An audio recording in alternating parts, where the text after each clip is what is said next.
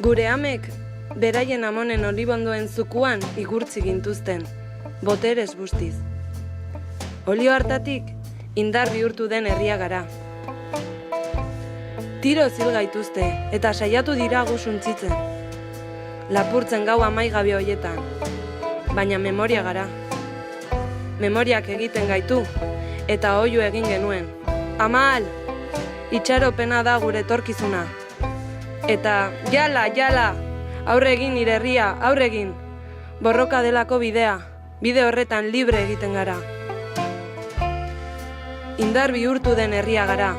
Palestina, Euskal Herria. Aske, garaipenera arte.